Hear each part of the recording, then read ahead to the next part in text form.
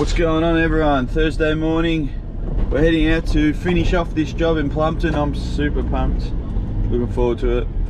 Got to smash it out. The weather looks okay at the moment, nice and clear. What we got left to do is, like I showed you this afternoon, them 2 piers that are rendered, just a couple more courses on them.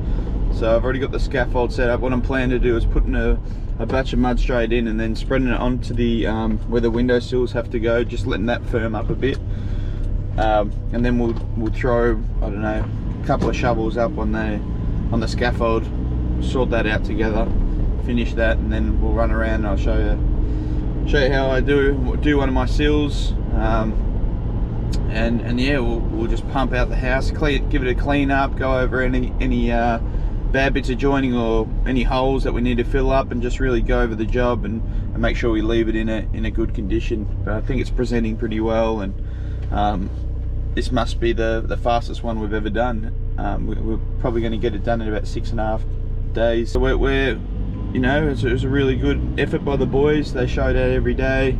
They come up, they rocked up ready to go, and they put their head down, and we shipped away. We think it's in good quality and condition as well, so really happy with how this one's gone. I must say that it does make a hell of a difference when you get a good site. We're just wheeling the wheelbarrow around at will.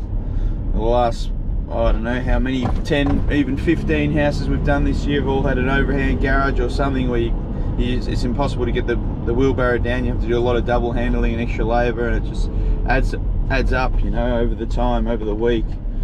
And that's where you get an extra couple of days, and it pushes out to maybe a 10-day job. Even the one that we did behind the job that we're on right now is, I'd imagine, has at least 1,500 less bricks.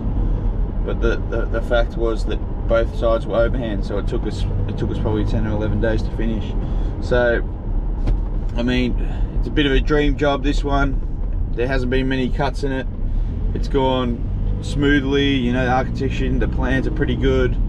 The access obviously makes the world of difference though. Alright, so we're heading out there now. I'm pumped. Let's knock out the sill. We call it a silly day. We're gonna have a bit of a silly day. That's one of the guys that used to work with my old boss used to say. So it's a silly day today, and I'm looking forward to seeing the end of this one. So stick around. Appreciate you guys commenting down below. I like getting involved. Love hearing from you. So I'll show you how I do the sills on this job. Every single company that I've done a sill for in my whole career so far, I do them differently. So I know some people have them overhanging a tiny bit, 5-10 mil, nice and neat. Some of them have them 20 mil, or the Simmons, the companies that I used to work for with my old boss, have them 20 mil overhang at the bottom. These guys have it flush, and they want more fall on them. So I had a minimum of 10 mil fall, which is usually standard across the board. These guys wanted a bit more fall on it. So the first show I did, he's like, oh, you know, it's got a little bit of fall, rather you have it on a bit more of an angle. So we might have a 20 mil fall on this one, and flush onto the brick underneath. So there shouldn't be any split cuts. It's gauged all right, although the only thing, like I showed yesterday, was the door sills underneath, the sliding door frames and such. They have half splits underneath them. So that was the only thing to note there. Hopefully our grinder that we have is in good enough condition that they can handle the cuts, because yesterday the boys were saying that the blade might be a bit blunt. We'll soon find out. We'll see how far we can get. If we have to really run off and go to Bunnings and get a new diamond blade, we'll have to do that. But I don't think we have enough splits to worry about that. Anyway, enough talking. I'll see you on site. Pumped up. Alright, what time is it? What time is it? 11:15. Alright, it's 11:15. This is one hell of a packed ute. We just knocked off and finished all the sills. I did want to get some footage. I keep saying that, but I did want to get some footage of me laying some sills. But to be honest, I was in the work zone. I was just pumping them in. So we've just packed up the site, packed up all the rubbish, cleaned up all the bricks, as you can see. But virtually what we did is went around and did all these sills. So I think there was 11 face normal window sills, and there was 6 or 5 door sills. So we got, this is how they came up.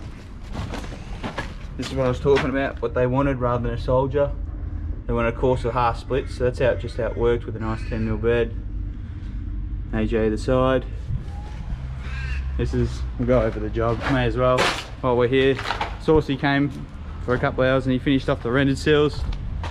Oh, I thought that was a mud boy stand. So we got 2 rendered twin sills we did there. This one's an attached one.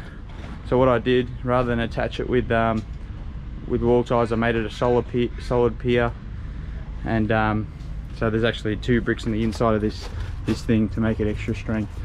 I put ring ties in as well rather than the expansion ties into the existing wall. So we did that, cleaned up the side as you can see, nice and clean. More sills. Dino, get a Dutchie for me quick so I can do these weed poles. There's the sills. They all worked pretty much nice, but I don't think I had any cuts in them whatsoever. They all just worked nice lengths. Another one. Well, this rubber's getting taken back a bit by this sill. Yeah. But yeah, there's another door sill at the bottom.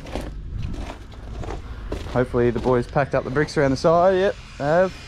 So everything's tidy and neat stacks, ready to get picked up with the site clean. Another example of a door with the half, and another one with the half splits.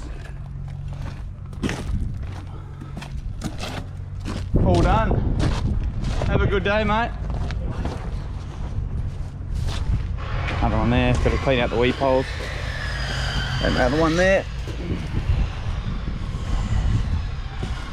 Little one up there, and also one here as well. This is the garage that we finished the other day, and let's have a look at the facade and the final finish. I'm wrapped. I'll just head down. I just wanted to really get it done, pump it out. There we go, that's what it looks like. There's the finished product, guys, of the facade. I'm wrapped. So it took us 6 full days of laying bricks and a couple hours. I'm going to do a count up now and put it in my, I'll do a count and estimate so I can write up my invoice, and I'll meet you guys in the car. So I just went around the house and counted up the bricks, did a rough estimate. I've got just under 8,000 bricks in total, including $40 a metre on sills, including $250 per pier. So I've got four piers on that one with the 2 rendered ones, and then the 2 garage piers. So there's 1,000 in pier work. There's probably, how many, let's say averages a metre on a sill. We've got 15 by 40, and 10 by 40, 400. So we've got 400 on sills, a good 1,000 on, so 1,500, and then is on sills and piers, and then 1,500 on sills and piers, and then 8,000 at $1.20 a brick for that company gives us about 9,200. So I think, if my maths are right, so there's 9,000, or roughly around about that mark. So it will come to just over 10,000 for that job. The boys, it's a full credit to the boys. You know, they made my job a lot easier. They really came and put their head down and knuckled down. We got some really good days out of it. When we're laying 1,000 a day, do the maths, in 6 days we're done and dusted. So they did a really good job. Dino and Sauce and my dad for coming and helping me as well, and setting us up and really pushing us at the start, setting the tone for the job. It's really important, I reckon, to go there and on the first day, like, have a really good day, pump it in, feel good about yourself, get a lot of numbers in, but also have the quality up. The morale then lifts for the boys, and it rolls into the second day, third day, fourth day, and it helps when you got a good site. Like I said, that site was a dream, and we haven't had one like it in a while, but it made all the difference, and the boys pumping it out. So full credit to them. I'm wrapped with the way they went about it this week. That was probably the best house that we've ever done, I'd have to say, as far as quality goes, and efficiency, and there was definitely the fastest full house we've ever bricked up in 6 days. So for our small crew, it's a huge effort for them. So I'm super rapt as I finished. Dino said, why don't you have a smile at the end of the day? He goes, you're always grumpy today on Sill Day, which is the last day. He doesn't understand that I'm smiling now when I hop in the car, and I do let him know that he did a good job, him and Source.